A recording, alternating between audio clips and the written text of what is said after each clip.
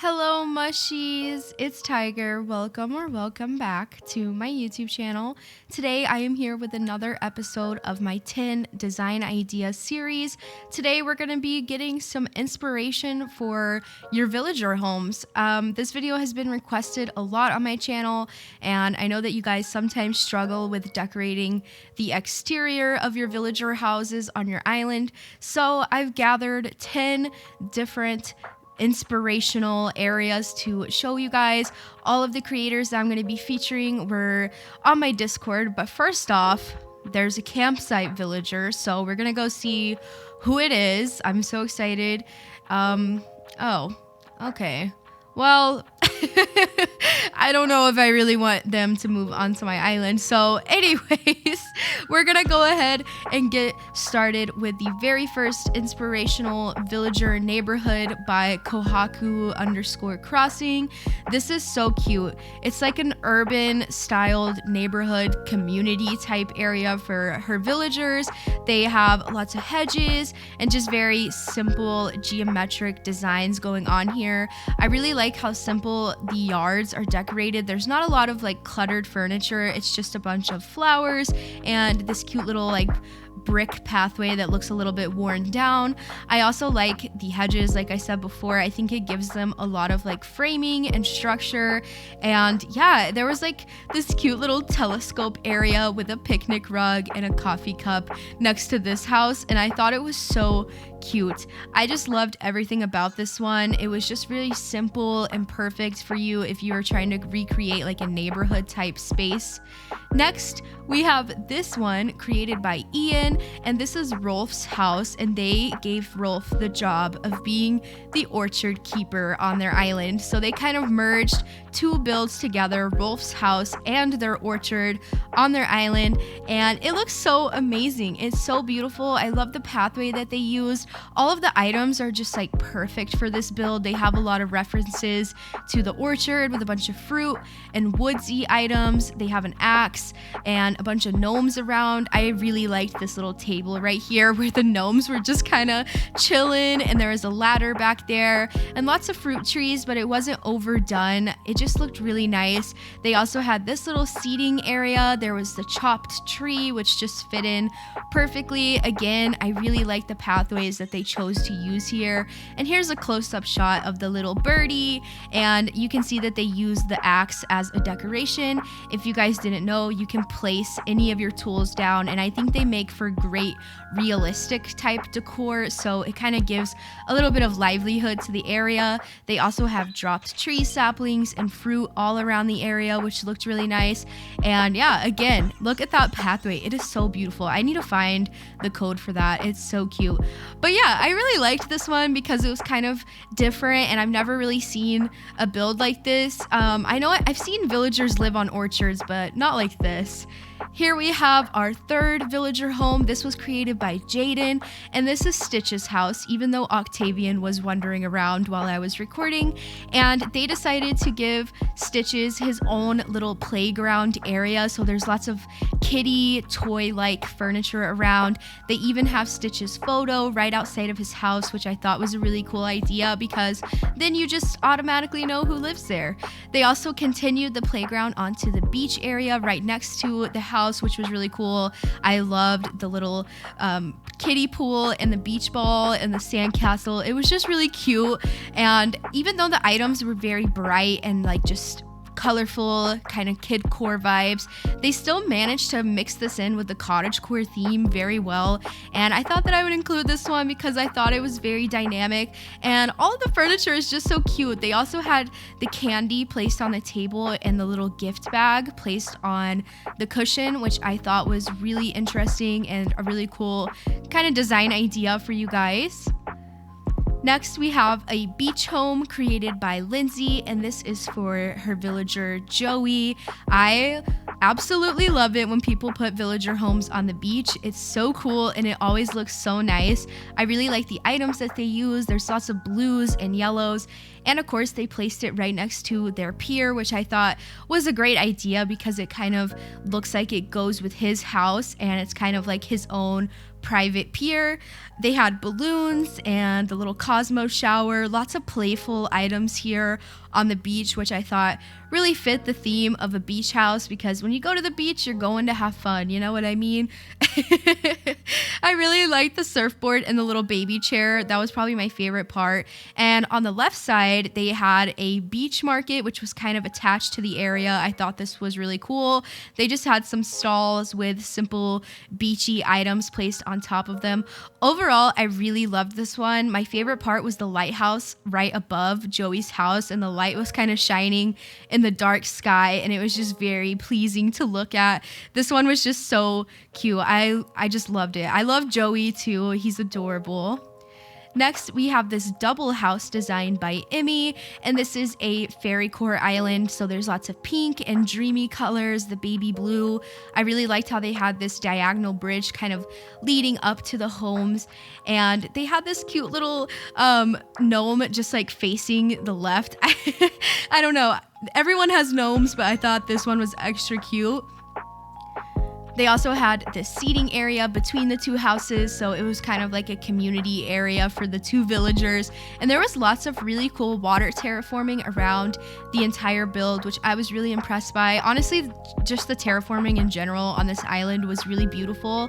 I love the rivers, all the waterfalls, the cliffs, and the pathway looks so pretty with all the pink flowers and the white log, the log stakes. They just had so many cute little details around the entire build. I loved the laundry area right on next to this house, and on the other house there was like a seating area with a little tea set kind of looking over the river. I thought that was adorable. And here is a little walkthrough through the area. I really love this pathway that they use. I've seen this pathway on several fairy core islands, and every time I see it I'm like, oh my gosh, I need to make a fairy core island. Next, we have another beach house design by Iyan. I am obsessed with this one, and so are all of Iyan's villagers. They were literally just running around the house like the entire time I was trying to record, and it was so cute. This villager home looks perfect on the beach, and all of these furniture items that they use are so unique. I've never really seen the white rattan furniture used on islands, and it matches so well. Like, come on, that rattan stool matches Daisy's door so perfectly, and the color coordination in this build is just amazing. I love the little record player playing. It had some really peaceful music. I know you guys can't hear it, but it was so cute.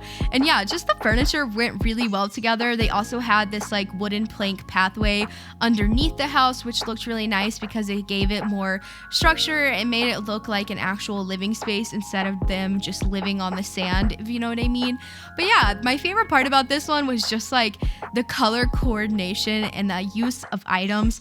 They all just work so well together, and obviously Iyan's villagers love this area, so you know it's good when all the villagers are like gathering around it constantly. Next, we have this neighborhood designed by Hayatie. I hope I pronounced that correctly. Forgive me if I didn't. This is Judy's house, and right next to it, they had this cute little area fenced in with this beautiful blue fencing. There's some teddy bears and a little board game area and lots of colorful flowers.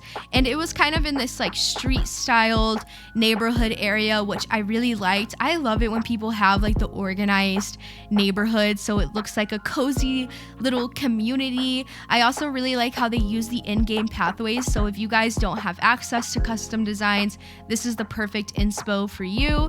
And yeah, everything was just very simple, but also just very fun and playful. It kind of had like an urban feel, but also a cottagecore feel to it. There was lots of flowers around, but there was also really bright furniture, and that fencing just really made it more towny. You could also see over the river into this really beautiful area with all the fall colored trees, and there was a picnic table, and it was just very cute.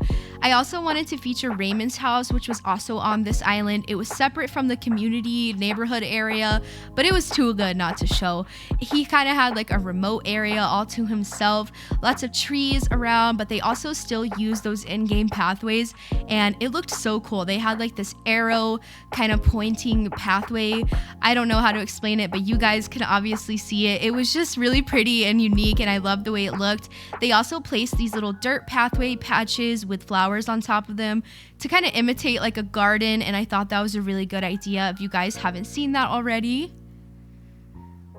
Next, we have another neighborhood design by Miinima. This one is so beautiful. It's got that very towny vibe to it. I loved the hedges. I love the pathways. The cute little garden bench with the lanterns right next to it was perfect. Each villager had their own little yard space, which was very tiny but very cozy and cute. They also had their villager portraits sitting on the stools outside of their home, so you could easily tell. And then it went on to a second level, which was amazing. I just look at this pathway. It's so cute. And look at the little custom design beneath the street lamps. I thought that was adorable. They got the bicycles and the garden benches. It just looked really, really sophisticated. And I also love how they gave each of their villagers their own little wreath to put on their door. That's such a good idea if you guys want to add an extra touch of customization and detail to your villager homes. Give them wreaths for their doors because they will put them up and they look so good.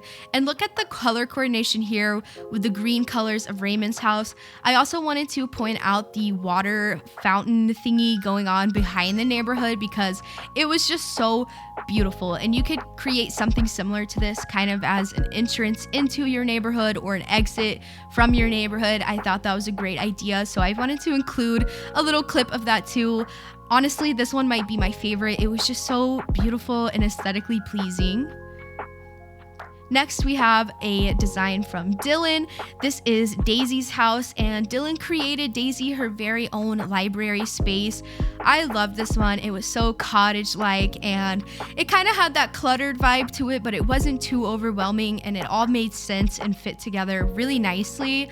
On the left side, there was like this study space with a desk and this cute little rug on the ground. I really like the item choice here with the alarm clock, the street organ, the tiny library. It all just worked really well. And then we had the actual library space with the fireplace and this really nice wooden design on the ground there. And look at all of those items. It was so beautiful.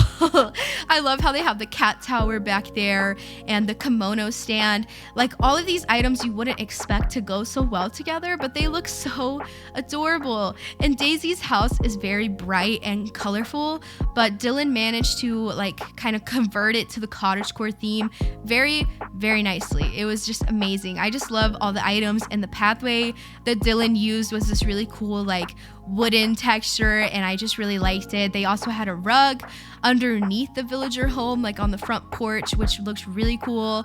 So yeah, I really hope you guys like all of these because I was obsessed with them. Yeah, I struggle with like designing my villager homes too, so looking at all of these definitely gave me some good ideas. So now we're gonna move on to the very last one, which is Boone's house on my island that I created. You guys might have already seen this because I recently posted a speed build video of this area. I created him a little jungle oasis area with his own pond and waterfalls and just a lot of naturey items. He even has his own little picnic area on the beach with the campfire and little custom designs and plants all around. I honestly am so proud of this build, so I wanted to include it here because it's my favorite villager home area that I've ever designed. I just love the way that it looks. I like how I put the trees and the mushroom parasol and stuff on top of the cliff. I thought that looked really cool, so I figured that I would feature myself in the video, you know, just a little bit of self promo. So yeah, that concludes this video. I hope that you guys really liked it. Don't forget to head into the description to see all of these creators' social media links and all that stuff. Go show them some love. They're very talented. Thank you guys for submitting your villager homes. If you guys want to be featured in my next 10 design idea video, definitely join the Discord if you are 13 or older. The link is always in the description, and I will announce in there whenever I am looking for people to feature in these kinds of videos. So yeah, I hope you guys have a great day or night. I will see you in the next video. Bye!